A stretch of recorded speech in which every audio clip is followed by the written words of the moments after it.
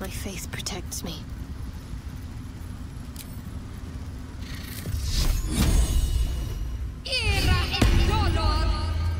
No one back home will ever believe this.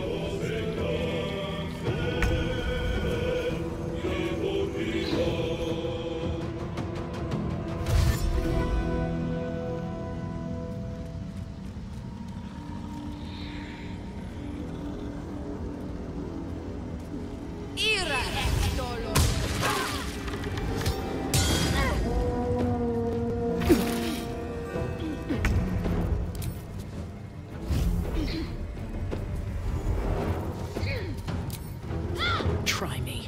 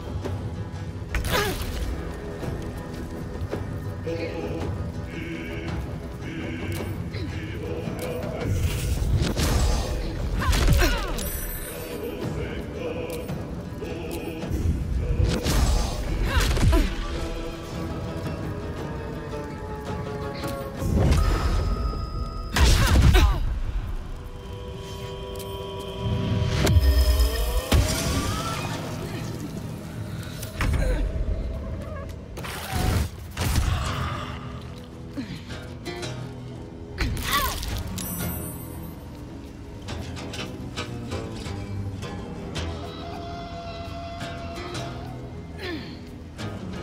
the gods take you first.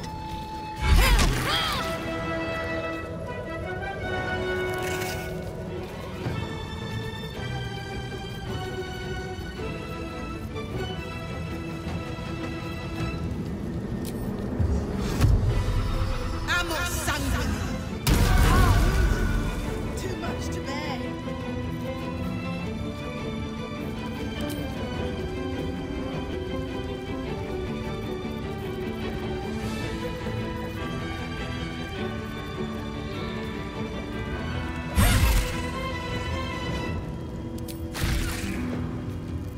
My faith will protect me.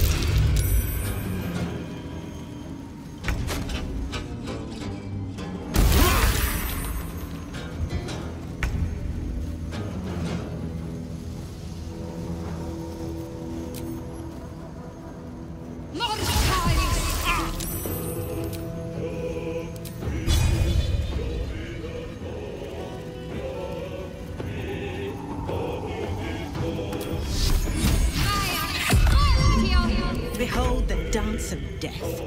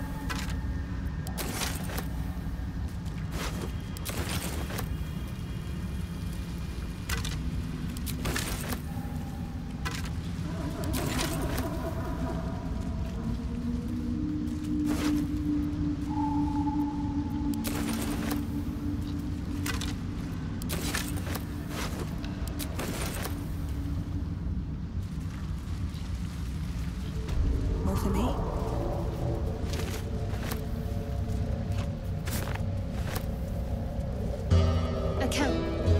Looks like it's been sitting empty a while.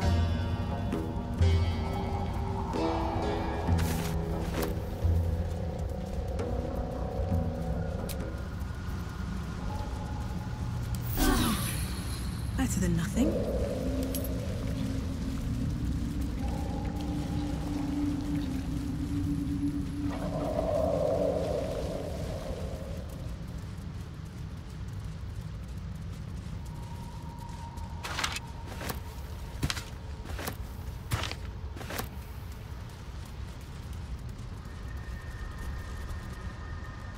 You are swallowed by a chorus of turbulent music.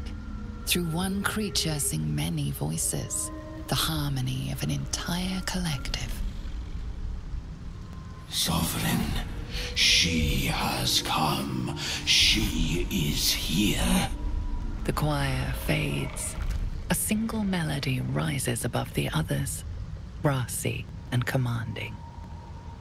I am sovereign. You see a vision. Your lifeless body wrapped in fungal tendrils. The Sovereign is threatening you. State your purpose.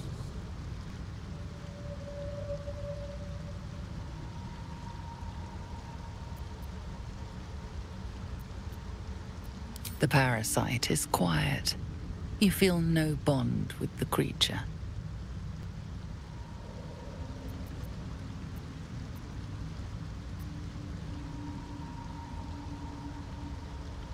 Fungal roots weave through your mind, seeking your true intent. Then the Sovereign drones a new melody, cautious but welcoming. Descend to me. Let us speak in flesh. The persistent music coaxes you forward. The Sovereign expects you.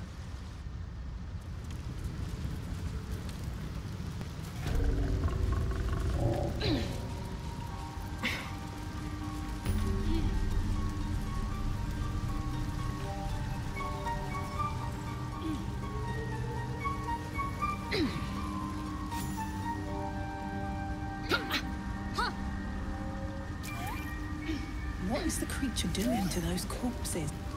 The Sovereign's thick fingers stroke the corpse at its feet. A droning melody greets you as the creature turns its gaze to you.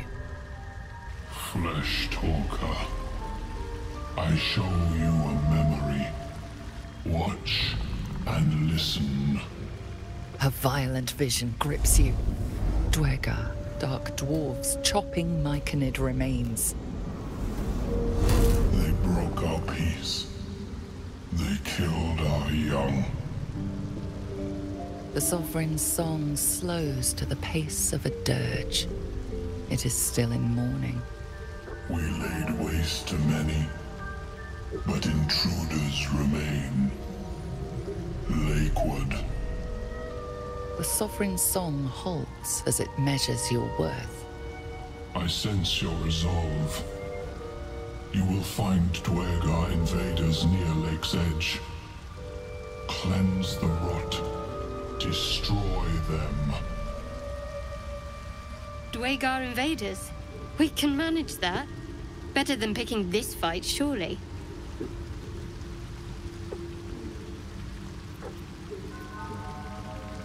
Deep purples swirl into familiar shapes. Gnomes in mining gear, chased by Dwegar. The Dwegar seek a gnome. It is a guest.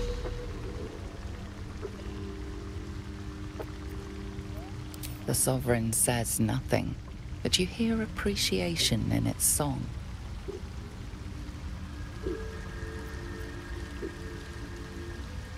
We breathe life into our enemy's flesh. The dead make a fine host for my growing children. If I die down here, destroy my corpse. You may not. The spores hear only the circle. They dance to no other harmony.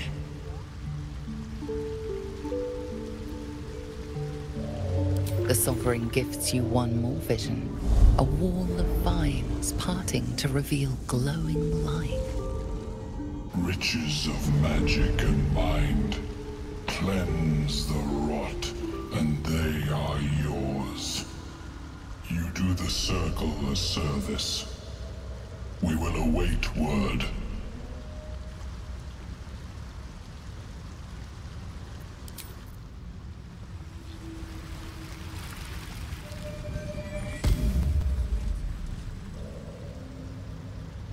Don't.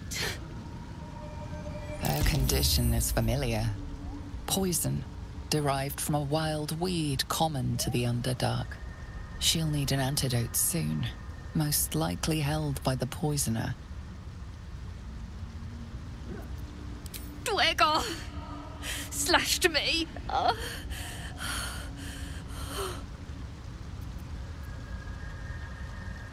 Myconids. Took pity on me. Sound lads, especially since the Greys gave him hell for it. Paragons of hospitality, these Myconids. The druids in the grove could have learned a thing or two.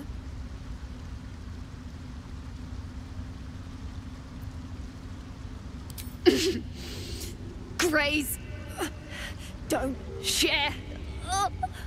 Talking hurts. Leave me. Please.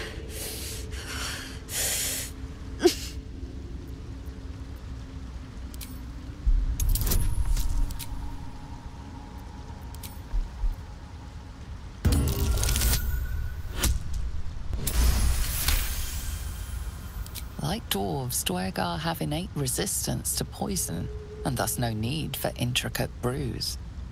Though deadly if left untreated, the poison can be cured by the antidote or natural remedies. Not going anywhere.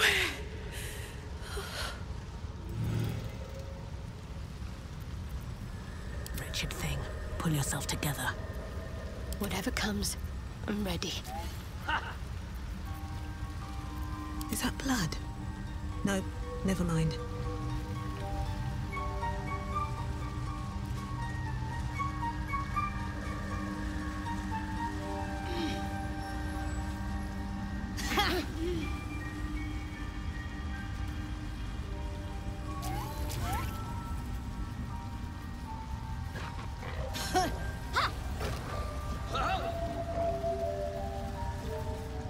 Seems the shrooms are letting in more people every day. You see a fella on his own on your way in. Dwarf. Balin's his name.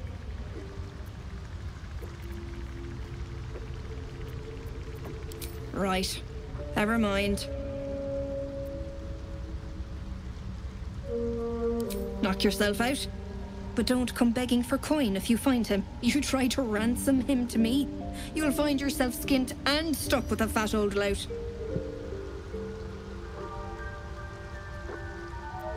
Bald, blue tunic, dumb as a stick. My useless husband. Sent him for an errand. It's no surprise he's made a mess of it.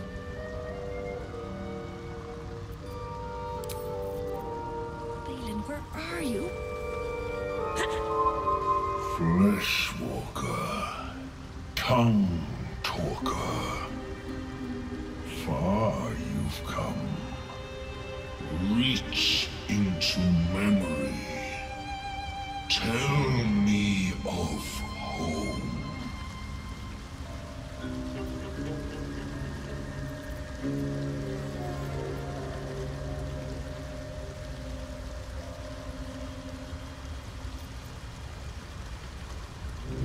It shudders, twisted by your brutal honesty. It reveals its own home in reply, a humid cove filled with decaying Myconid corpses. Dwegor destroyed my people. I am a sovereign with no circle. This circle does not welcome me. But I have heard the song. You mean to cleanse the Dwergar rot. I mean to join you.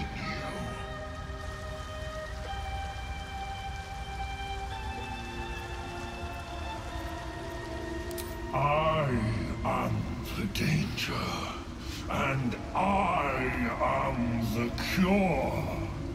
They erased my people. I will erase theirs. In death, your foe becomes your ally. I will raise it. You may command it.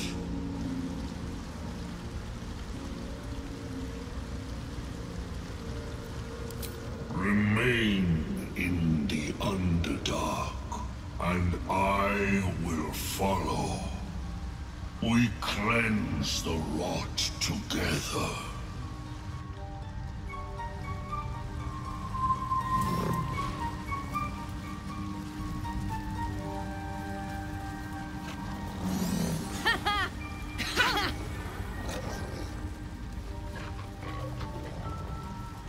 I want to have a word. Well? Right now. Waiting for my idiot husband's return. Lest you've seen him, we don't have much to discuss. Like I told you already, I'm waiting for that lummox Balin. The rest is my own business.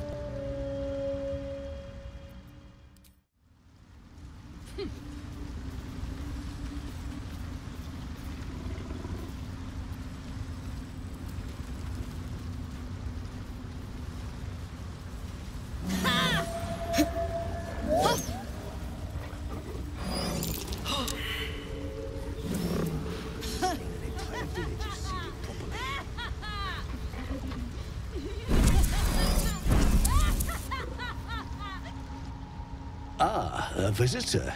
You're a welcome sight. But let us observe the customs of the locals. The scholar's brow tenses. His voice spills into your skull, the spores connecting mind to mind. Blurg, proud member of the Society of Brilliance, at your service. Or perhaps not. Your mind is far more complex than that of the fungi. Understandable. We are small in number and rarely stay in one place for long. My colleagues and I are working to improve conditions in the Underdark. This need not be such a dire, hostile place. It's curious to find a surface dweller here. What has brought you down so deep?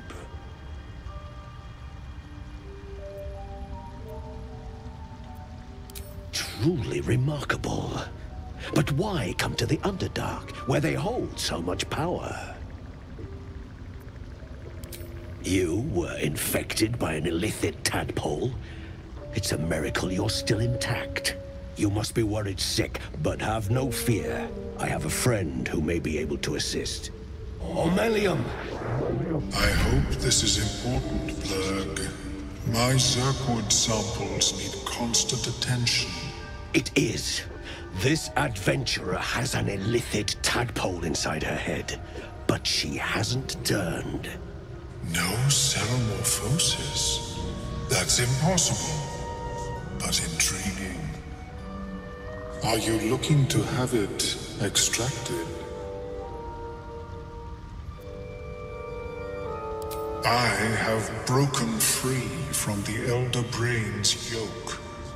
I no longer serve the grand design. I ask that you refrain from violence, while I respect that your opinion of my kind may not change. A collective quest to eliminate the Gith and enslave all other humanoids. If that settles matters for the time being, Would you like a diagnosis? Open your mind to me. Let us see what lurks within.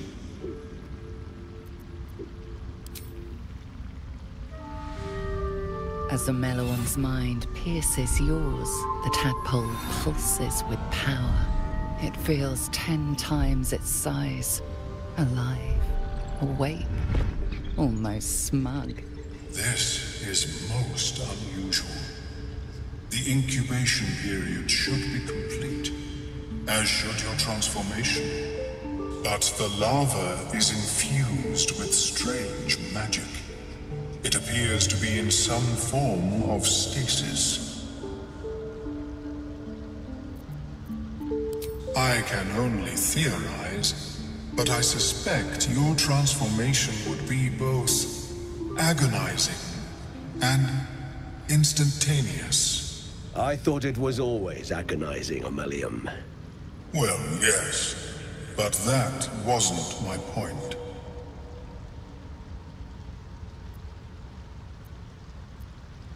No, it appears to be shielded from physical and magical influence.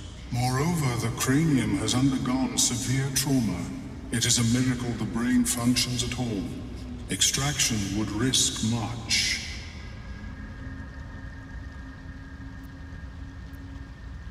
I intend no disrespect, but one can only heal so much of their own brain tissue.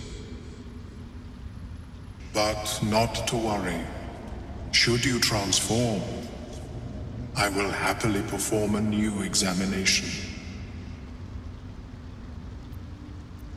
A nautiloid? Fascinating. I have never set foot on one myself. They were our warships during the greatest eras of the Illithid Empire. We ruled the entire astral plane from their decks. The design was lost when the Gith rebelled and ended our dominion. Of course, I am sorry I cannot assist you in its removal. But I have an idea. Oh, perhaps I should start taking notes. There may be a way to bypass that stasis. There are many alchemical substances that can influence the mind. I do not intend to shatter its protection. I need only bypass the interference that prevents me from communicating with the larva. A tincture distilled from a collection of rare mushrooms. They have subtle psionic influence. I would require a fresh ton of madness and Timusk spores. But be warned, in their natural state, both of these mushrooms can be quite dangerous. Timusks cause confusion in those that approach them. The tongue is self-explanatory. My formula will hamper the more harmful effects once the mushrooms are brewed into a potion. Your sanity, however much you possess, should remain intact.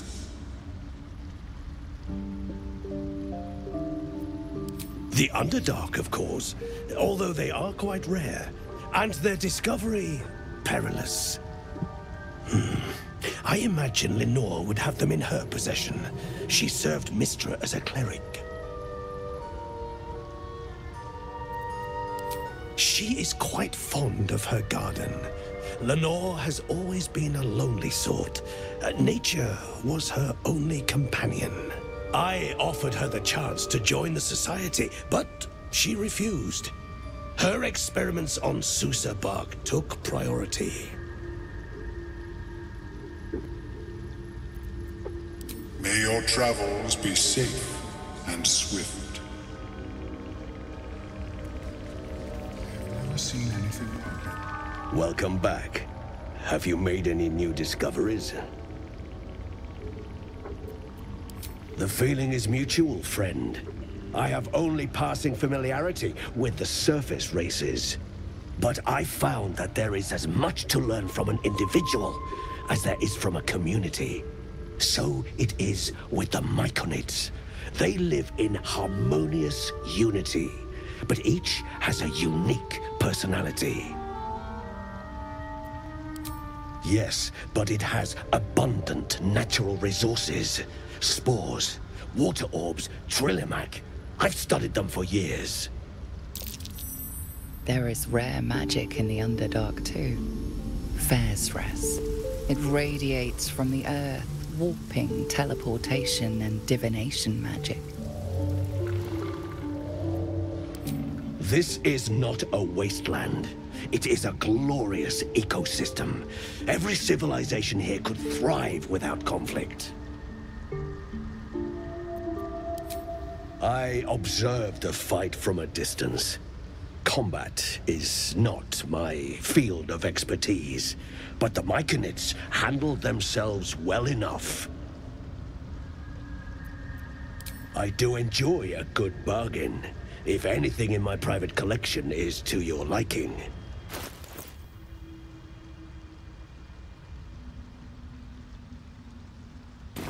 Very well. I have mushrooms to catalog. I greet you, child of the sun. How has your search for the mushrooms fared? I was born with a propensity for arcane magic my people despise. It gave me the strength to resist the Elder Brain. Every waking hour I pushed back against its dire hold. My wizardry empowered me. The moment its control shattered, I fled. Before the colony discovered I had defected.